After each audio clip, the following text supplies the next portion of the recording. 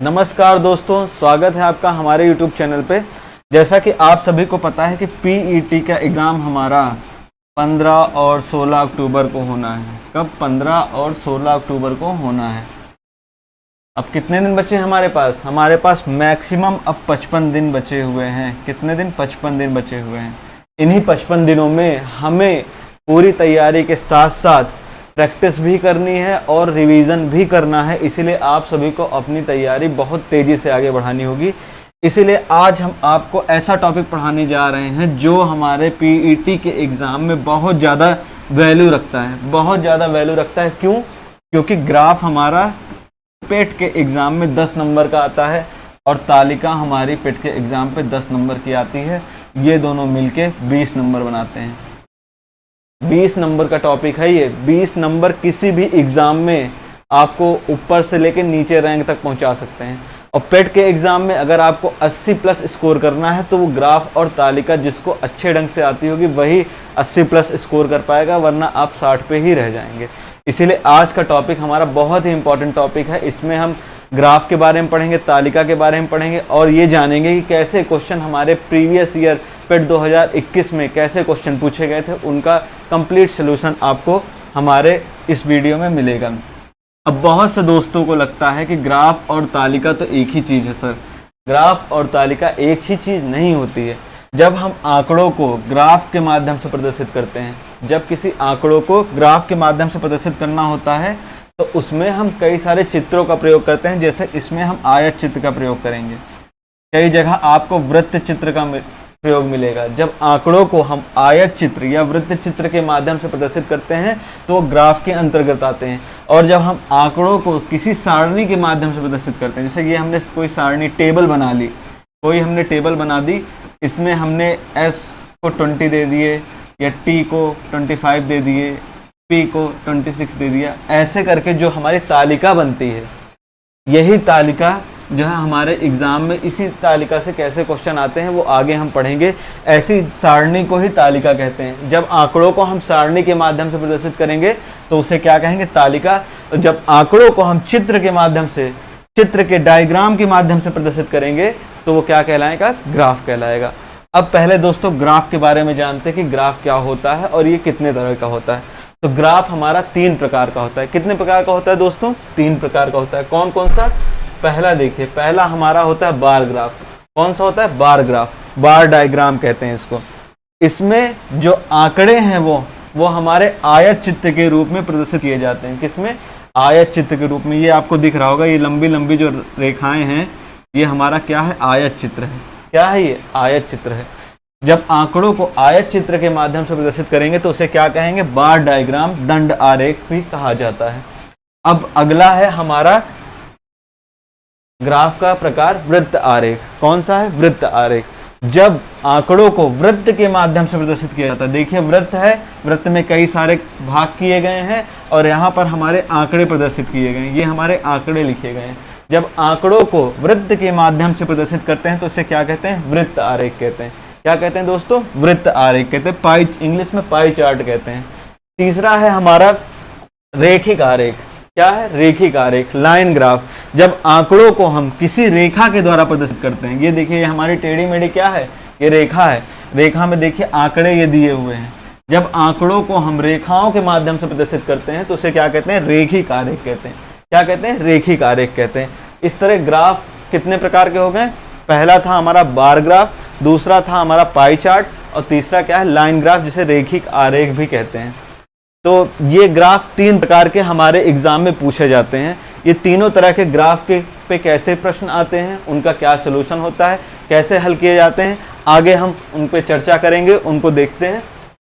ये है हमारा पहला प्रश्न जो कि किस पे आया हुआ है? बार ग्राफ पे आया, दंड आरेख पे आया हुआ है। ये प्रीवियस ईयर क्वेश्चन है, पेट 2021 का ये पूछा गया क्वेश्चन है। आप इन बड़ी बड़ी इमारतों को देख के घबराएंगे नहीं, आप केवल इसको आसानी से समझेंगे। बहुत ही सरल तरीके से मैं आपको इसको समझाने जा रहा हूँ। चलिए पढ़ते हैं क्वेश्चन को। ग्राफ का अध्ययन कर निम्नलिखित प्रश्नों का उत्तर दें। अब इस ग्राफ का अध्ययन करना है और हमें जो प्रश्न पूछे गए हैं उनका उत्तर देना है। चलिए समझते हैं ग्राफ को। ग्राफ क्या कह रहा है? कच्चे ऊन का उत्पादन मीट्रिक टन में जो हुआ है मैट्रिक टन में, मतलब ये जो 56 है, ये 56 है आपका, ये उत्पादन है कौन से वर्ष में? 2013-14 में। कौन से वर्ष में? 2013-14 में। ये 2014-15 में कितना उत्पादन हुआ है? 51। 2016-17 में 53। ये उत्पादन हमारा दिया हुआ है, नीचे वर्ष दिए हुए हैं, किस वर्ष में कितना उत्पादन हुआ है। चलिए हम पहले प्रश्न पे आते हैं। पहला प्रश्न क्या है? कच्चे ऊन के उत्पादन में उच्चतम वृद्धि का वर्ष कौन सा था? कच्चे ऊन के उत्पादन में उच्चतम वृद्धि का वर्ष कौन सा था? बताइए दोस्तों। सबसे ज्यादा वृद्धि कहाँ पे हुई है? ये हुई है। कितनी है? 76। सबसे ज्यादा वृद्धि हमारे कई साथी देखेंगे कि सबसे ज्यादा वृद्धि 76 हुई है। कौन से वर्ष में हुई है? 2017-18 में हुई है। तो उन्होंने देखा 17-18, आंसर 17-18 लगा के चले आए। तो आपका घर आके जब आप देखेंगे ना, तो ये प्रश्न आपका गलत हो जाएगा, क्योंकि आप गलत उत्तर को टिक करके आए हैं। ये प्रश्न ऐसे नहीं करना है। ये प्रश्न होगा, यहाँ पूछा क्या गया है? उच्चतम वृद्धि पूछी गई है, ना कि उच्चतम उत्पादन पूछा गया है। ये हमारा क्या है? उच्चतम उत्पादन दिया हुआ कि 76 उत्पादन 2017 से 18 के बीच में 76 मैट्रिक टन का उत्पादन किया गया है, ना कि ये वृद्धि दी हुई है। वृद्धि क्या होती है? वृद्धि होती है कि जैसे पिछले वर्ष की तुलना में इस वर्ष क्या उत्पादन हुआ है। जैसे ये 51 है, पिछले वर्ष में 56 का उत्पादन था, इस वर्ष अगले वर्ष में 51 का उत्पादन हुआ, तो क्या हुआ? वृद्धि हमारी, वृद्धि क्या हुई? कम हुई। कितनी कम हुई? 5 की कमी हो गई। उत्पादन में 5 की कमी हो गई, लेकिन पूछा क्या गया है? वृद्धि पूछी गई है। किसमें वृद्धि हुई है, ये आपको इस क्वेश्चन में देखना है। अब देखते हैं किसमें वृद्धि हुई है। 56 से 51 में क्या वृद्धि हुई है? नहीं हुई है। इसमें तो 5 की कमी हो गई है ना, ये तो वृद्धि तो है नहीं। 51 से 53 में 2 की वृद्धि हुई है। कितनी की वृद्धि हुई है? 2 की वृद्धि हुई। हमें उच्चतम वृद्धि देखनी है, मैक्सिमम किसमें सबसे ज्यादा वृद्धि हुई है, ये देखते हैं। 53 से 65 में कितनी वृद्धि हुई है? 12 की वृद्धि हुई है। कितनी की वृद्धि हुई है? 12 की। 65 से 76 में कितने की वृद्धि हुई है? 11 की वृद्धि हुई है। क्लियर है? 76 से 58 में वृद्धि नहीं हुई, यहाँ तो कमी हुई है ना। यहाँ 76 था, यहाँ 58 उत्पादन रह गया, उत्पादन यानी कम हो गया है। 58 से 68 में कितने की वृद्धि हुई है? 10 की वृद्धि। उत्पादन हमारा बढ़ गया, 10 का बढ़ गया उत्पादन। 68 से 73 में कितना बढ़ा है? उत्पादन हमारा 5 बढ़ गया। मैक्सिमम वृद्धि कहाँ पे है दोस्तों? मैक्सिमम वृद्धि ये है, 12 का उत्पादन। यहाँ 53 से 65 में 12 का उत्पादन हमारा बढ़ गया, 12 मैट्रिक टन उत्पादन बढ़ गया। कौन से वर्ष में? 2016 से 17 में। कौन से वर्ष में? 2016 से 17 में। तो ऑप्शन हमारा सी इसमें राइट आंसर होगा। कौन सा? Right answer option number C, 2016 से 17 के बीच में मैक्सिमम वृद्धि हुई है। 12 की वृद्धि हुई, 53 था 65 पहुंच गया, 12 की वृद्धि हो गई है। क्लियर है? किसी को कोई प्रॉब्लम हो तो आप कमेंट बॉक्स में पूछ लेंगे। चलिए नेक्स्ट प्रश्न की ओर आते हैं। ये हमारा अगला प्रश्न है। पहले 4 वर्ष के उत्पादन की तुलना में 4 वर्ष में, अंतिम 4 वर्ष में ऊन का उत्पादन कितने प्रतिशत बढ़ गया है? क्या पूछा है? कितने प्रतिशत बढ़ गया है? पहले 4 वर्ष में कितना था? पहले 4 वर्ष में देखते हैं। पहले 4 वर्ष 1 2 3 4, 56, 51, 53, 65। 56, 51, 53 और क्या है? 65। क्लियर है? यहां तक किसी को दिक्कत? ये फर्स्ट 4 ईयर, पहले 4 वर्ष। ये क्या है? पहले 4 वर्ष। उसके बाद क्या कह रहा है? अंतिम 4 वर्ष। अंतिम 4 वर्ष, लास्ट 4 वर्ष। लास्ट 4 वर्ष कौन से होंगे? 1 2 3 4, ये हमारे लास्ट 76, 58, 68, 73। 76, 58, 68 और कौन सा है? 73। ये हमारे अंतिम 4 वर्ष हो गए भाई। किसी कोई दिक्कत? क्वेश्चन में क्या पूछा गया? क्वेश्चन में पूछा गया है कि कितने प्रतिशत बढ़ गया है। क्या पूछा गया? कितने प्रतिशत बढ़ गया है। तो बढ़ने के लिए देखते हैं कि पहले कितना बढ़ा। पहले देखते हैं कितना बढ़ा, इसको जोड़ लेते हैं। 6 1 7, 7 3 10, 5 15 के 5 हासिल 1, 5 1 6, 6 5 11, 11 5 16, 16 6 22। ये पहले 4 वर्ष में कितना आया उत्पादन? 225।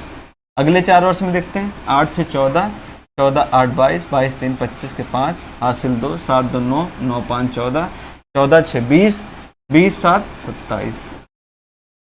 कितना हो गया? 27।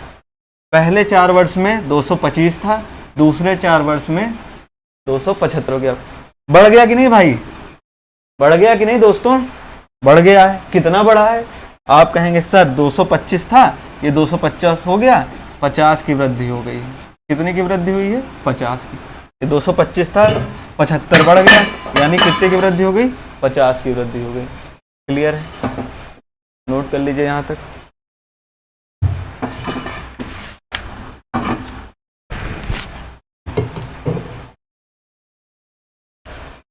अब यहां पूछा गया है प्रतिशत, कितने प्रतिशत वृद्धि तो हमारी निकल आई, 50 की वृद्धि हो गई, लेकिन कितने प्रतिशत की वृद्धि हुई है? तो इसको प्रतिशत में निकालने के लिए आप सबने सीखा होगा, जिसको नहीं आता है मैं बता देता हूं। प्रतिशत जब भी निकालना हो तो वृद्धि को ऊपर रखेंगे, वृद्धि को ऊपर रखेंगे, नीचे जिसमें प्रतिशत निकालना होगा। इसमें किसमें प्रतिशत निकालना है?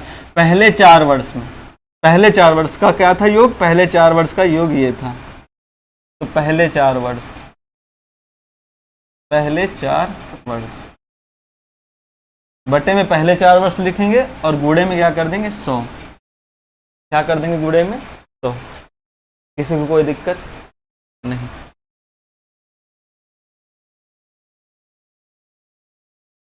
अब वृद्धि हमारी कितनी थी? 50 थी सर। कितनी थी? 50 बटे में पहले 4 वर्ष में, पहले 4 वर्ष का क्या था उत्पादन? 225 था। पहले 4 वर्ष का उत्पादन 225 था, गुणे में क्या लिख देंगे? 100 लिख देंगे। इसको हल करिए, जल्दी से जल्दी इसको हल करने की कोशिश करिए। जितनी फास्ट आपकी कैलकुलेशन होगी, जितनी फास्ट आपकी कैलकुलेशन होगी, एग्जाम में उतना ही टाइम आपके पास बचेगा अगले प्रश्न को हल करने के लिए। चलिए इसको 25 से काटते हैं। 25 दूनी 50, 25 नौइयाँ 225। अब इस 2 का 100 में गुणा होगा, कितना आएगा? 200 बटे में 9। 200 में 9 का भाग जल्दी से करना है आपको। यहाँ कर लीजिए 200, ये 9 है, कितनी बार जाएगा? 9 दूनी 18, 2 आ गया, ये 0 आ गया, 9 दूनी 18, यहाँ पर ये 2 आ गया, दशमलव लगाया, 0 बढ़ाया, फिर 9 दूनी 18, 2 बचे। तो आंसर क्या है हमारा? 22.2, 22.2%। किस ऑप्शन में है 22.2? बी ऑप्शन में। हमारा कौन सा ऑप्शन सही होगा? B option. क्लियर है? बी ऑप्शन इसमें आपका राइट आंसर होगा। जल्दी से इसको नोट करते हैं, जल्दी से नोट करिए, फिर बढ़ते हैं अपने अगले प्रश्न की ओर। अगला प्रश्न कह रहा है हमारा, ध्यान से पढ़िए, बहुत ही आसान प्रश्न है, बहुत ही आसान प्रश्न है। 8 वर्षों के दौरान औसत उत्पादन क्या था? औसत आप सबने पढ़ा होगा, औसत होता है, औसत होता है योग, योग बटे संख्या। ये औसत का फार्मूला होता है। क्या होता है? योग बटे संख्या, औसत का फार्मूला होता है। योग करना है सर, किसका योग करना है? 8 वर्षों के दौरान जो उत्पादन हुआ है, 8 वर्ष, 1 2 3 4 5 6 7 8, इन 8 वर्षों के दौरान जो उत्पादन हुआ है, उत्पादन क्या है? 56, 51, 53, 65, 76, 58, 68 और 73। ये हमारे उत्पादन है, इनका योग करना है। क्या करना है? इनका योग। तो योग निकालिए, सबसे पहले योग निकालते हैं। 56, 51, 53, 65, 53, 65, 76, 58, 76, 58, 68 और क्या है? 73। इनका योग करना है, इनका योग करना है। आपको जल्दी से इनका योग करके बताना है। जब हम इनका योग करेंगे हमारे पास क्या आएगा? 500। क्या आएगा? 500। क्लियर है? योग करके आप देख लीजिए, इनका योग 500 आएगा। यहाँ पर हमने योग की जगह पे लिखा 500। बटे में क्या लिखेंगे? बटे में संख्या। संख्या मतलब कितनी संख्या हम यहाँ पर ले रहे हैं? 1 2 3 4 5 6 7 8। कितनी संख्या ले रहे हैं? 8 संख्या ले रहे हैं। 8 कर लीजिए। क्लियर? किसी को कोई डाउट नहीं होना चाहिए, बहुत ही आसान प्रश्न है। 500 में 8 का भाग देना है, 500 में 8 का भाग देना है। 500 में 8 का भाग देकर देखते हैं। 500 में 8 का भाग देना। मैं चाहूँ तो यहाँ पर काट के बता सकता हूँ, लेकिन बहुत से हमारे दोस्त होंगे जो थोड़ा भाग देने में जिनको दिक्कत आती होगी, इसलिए मैं भाग दे के बता रहा हूँ। चलिए 8 का भाग किस में देना है? 500 में देना है। 8 छंग 48, घटा लेते हैं, कितना है 2, ये 0 यहाँ पर आ गया। 8 पंचे कितनी बार जाएगा? 8 दूनी क्या होता है? 16, यहाँ पर क्या आ गया? 4, दशमलव लगाया, 0 बढ़ाया, 8 पंचे 40। कितना आ गया हमारा आंसर? 62.5। कितना है? 62.5। Option number B, option number B हमारा राइट आंसर होगा। 62.5 इस प्रश्न का उत्तर होगा। नोट कर लीजिए इसको। ये मोस्ट इंपॉर्टेंट क्वेश्चन है जो हमारे प्रीवियस ईयर में आए हुए क्वेश्चन है। ऐसे ही क्वेश्चन एज इट इज आपको इस बार भी एग्जाम में मिलने वाले हैं। ये क्वेश्चन पिछली बार आया था, बहुत से बच्चों ने गलत किया था क्योंकि उन्हें औसत निकालना ही नहीं मालूम था। तो ये बहुत ही आसान तरीके से मैंने आपको समझा दिया। चलिए अगले प्रश्न पे आते हैं। इस प्रश्न को ध्यान से पढ़िए, थोड़ा सा इसमें दिमाग लगाने की जरूरत है। उत्पादन में पिछले वर्ष की तुलना में अधिकतम प्रतिशत घटत किस वर्ष रहे? अधिकतम प्रतिशत घटत, घटत का मतलब कमी किस में हुई है? सबसे ज्यादा कमी किस में हुई है? यहाँ पर देखते हैं 56 था 51 हो गया। कितने की कमी हो गई थी यहाँ पर? यहाँ पर हमारी 5 की कमी हुई थी। कितनी कमी हो गई? 5 की कमी हो गई। यहाँ पर तो वृद्धि हुई है, यहाँ भी वृद्धि हुई है, यहाँ भी वृद्धि हुई है, यहाँ पर कमी हुई है। कितने की कमी हुई है दोस्तों? यहाँ पर कितने की कमी हुई है? यहाँ पर हमारी 18 की कमी हुई। फिर यहाँ से 58 से 68 हुआ, ये भी बढ़ गया। 68 से 73 ये बढ़ गया। 2 जगह पर कम हुआ है। एक यहाँ पर 56 से 51 हो गया था और दूसरा यहाँ 76 से 58 हो गया है। क्लियर है? 2 जगह पर कमी हुई है। यहाँ पर घटत पूछी गई है, घटत पूछी गई है, इसलिए यहाँ पर हम कमी देखते हैं। 5 की कमी यहाँ हुई है और 18 की कमी यहाँ पर हुई है। अब इसमें क्या पूछा है? अधिकतम प्रतिशत घटत किस वर्ष रही है? किस वर्ष सबसे ज्यादा कमी देखी गई है? सबसे ज्यादा कमी किस वर्ष देखी गई है? 18 की कमी। 18 की कमी वर्ष 2018 और 19 में देखी गई है। कब देखी गई है? 18-19। ऑप्शन नंबर ए हमारा राइट आंसर होगा। नोट कर लीजिए इसको।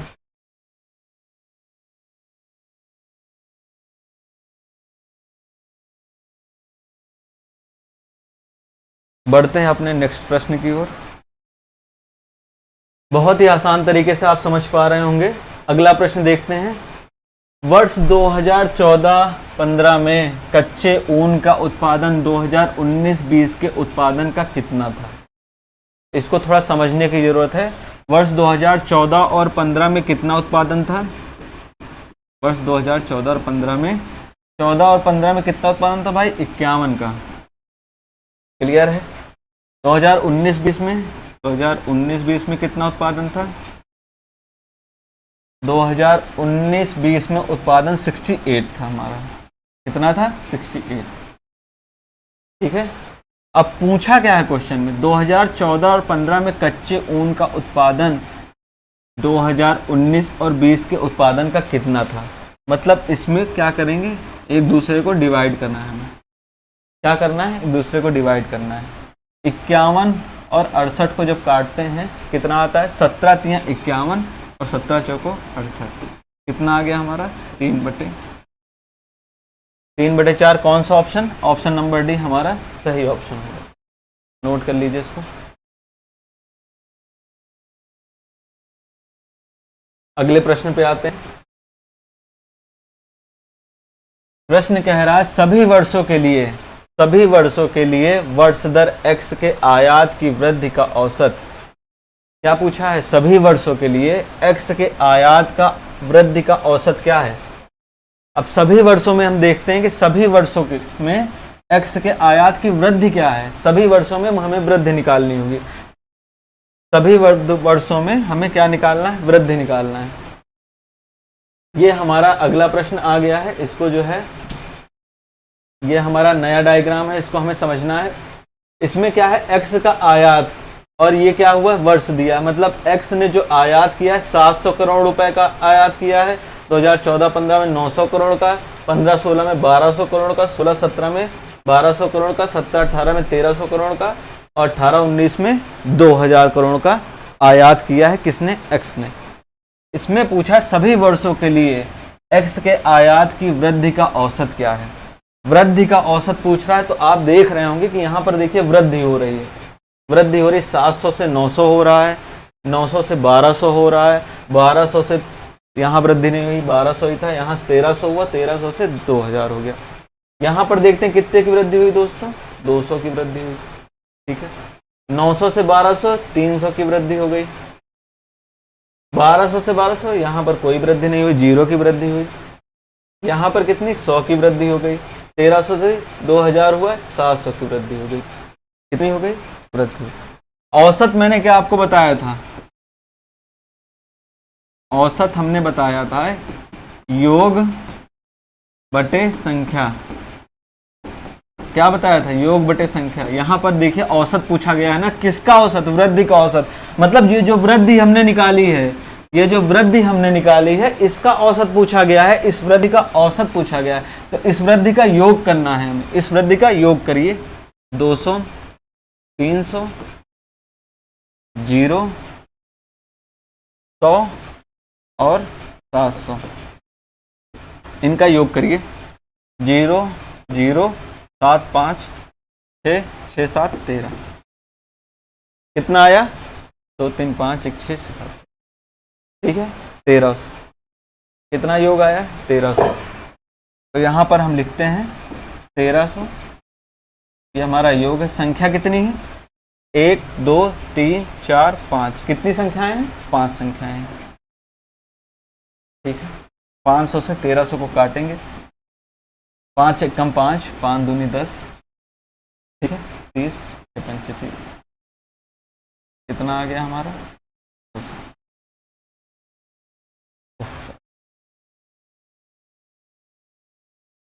कितना आएगा दोस्तों, 1300 से जब भाग करेंगे 260 आएगा।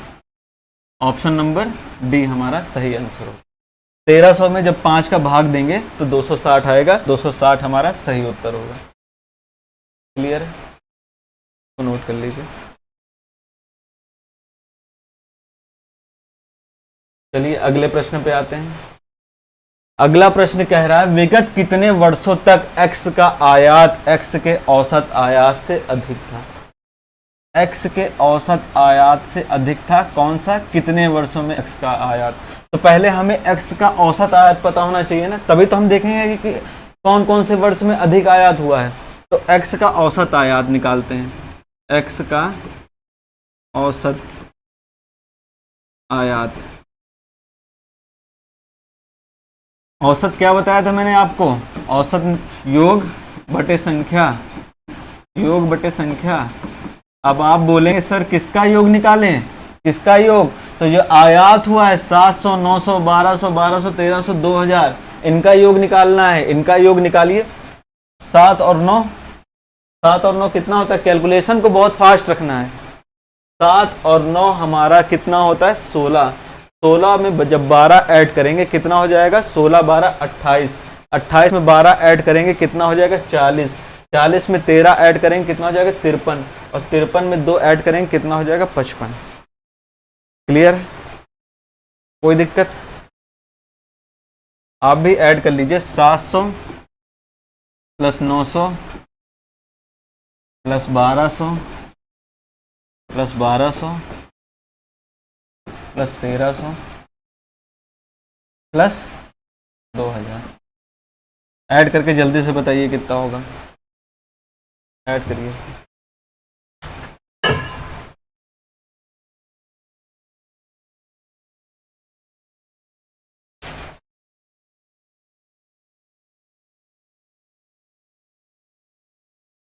कितना आएगा, कर लिया ऐड, इसका ऐड होके 7300 आएगा।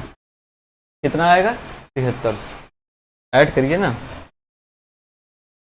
9, 7, 13, 2, 7300 आएगा। और कितनी संख्याएं थी, कितनी संख्याएं थी हमारी, योग कितना आया 7300। संख्या कितनी थी, 1 2 3 4 5 6, 6 संख्याएं थी।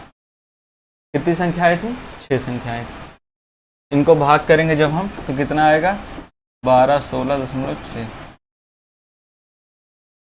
जब इसको भाग करेंगे तो इतना आएगा। अब हम देखते हैं कि किसमें जो है ज्यादा उत्पादन हुआ, किस वर्ष में औसत से अधिक, कितने वर्षों में x के औसत से अधिक उत्पादन था। तो औसत हमारा ये है, किसमें इससे ज्यादा 12-16 से ज्यादा किसमें है, इसमें है और इसमें है, यानी 2 वर्षों में, केवल 2 वर्ष में 2017 से 18 और 18 से 19, हमारे इन्हीं 2 वर्षों में जो उत्पादन था वो अधिक था। ऑप्शन कौन सा, बी ऑप्शन हमारा सही आंसर होगा। 2 वर्ष ही ऐसे हैं, आखिरी के 2 वर्ष जिसमें औसत से अधिक उत्पादन हुआ है, जिसमें औसत से अधिक उत्पादन हुआ है। इसको नोट कर लीजिए। चलिए अगले प्रश्न पे आते हैं। प्रश्न को ध्यान से पढ़ना है। इसमें लिखा है x के आयात से अधिक आयात x के औसत आयात से कम आयातों में वर्ष का अंतर कितना है।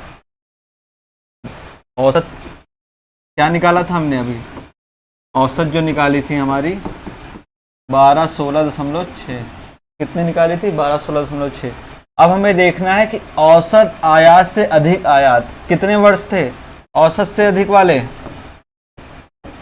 औसत से अधिक अभी पिछले क्वेश्चन में हमने किया था, औसत से अधिक वाले कितने वर्ष थे, 2 वर्ष थे। ये और ये 2 वर्ष जो थे वो औसत से अधिक उत्पादन कर रहे थे। और औसत से कम वाले कितने थे, औसत से कम वाले, बाकी जो बचे वो औसत से कम उत्पादन कर रहे थे। 1 2 3 4, ये 4 जो है औसत से कम उत्पादन कर रहे थे।